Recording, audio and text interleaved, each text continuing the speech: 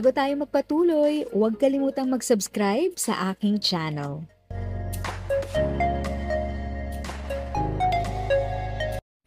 Thank you sa pag-click ng aking video. Good day po sa lahat ng ating SSS pensioners. Sa mga bagong viewers at napadaan lang, by the way, I'm Tita Eda. Welcome to my channel.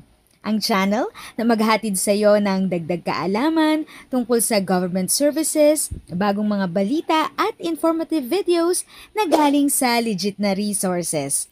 Mag-subscribe na para updated ka.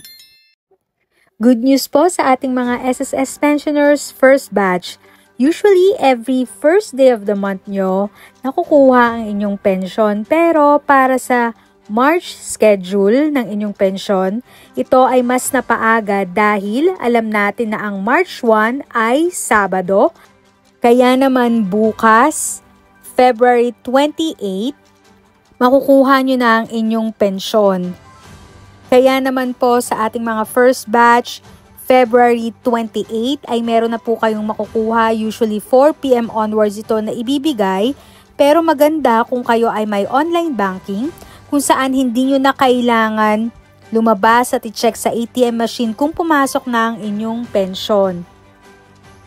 At para naman po sa mga bago pa lang na pensioner at nalilito kung ano ang DOC o Date of Contingency, ito po ang basihan kung kayo ay sa first batch o second batch mapupunta.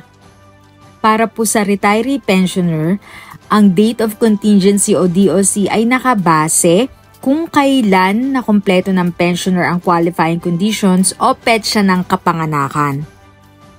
Petsa naman ng pagkamatay ng miyembro para sa survivorship pensioner at para sa disability pensioner, total disability o permanent disability, petsa ng operasyon, pagtatapos ng pagkakasakit o petsa ng physical examination, alinman ang angkop ang basihan naman para sa disability pensioner.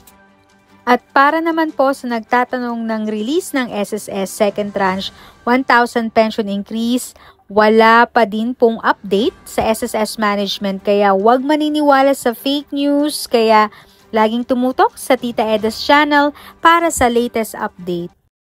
If sa tingin mo natulungan ka ng video ko na ito, nakasave ka sa oras mo, you can click yung thanks button at any amount ay malaking help sa pag-grow ng channel ko. Yan lang po muna ang aking update. Sana ay nakatulong na dagdag kaalaman ang aking shinare today. Ang goal ng aking channel ay mag-create ng awareness. Kung ganitong mga topic ang gusto mo, panoorin mo ang mga videos ko na ito.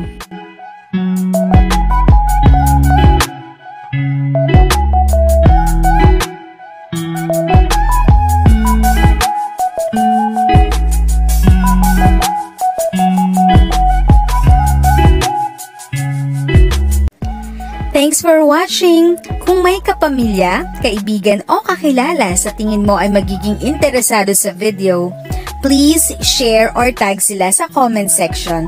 At syempre, if nagustuhan mo ang video, i-like mo na ito at subscribe ka na din. As always, feel free to write your questions, comments, and opinions respectfully. And continue to be a blessing and stay safe!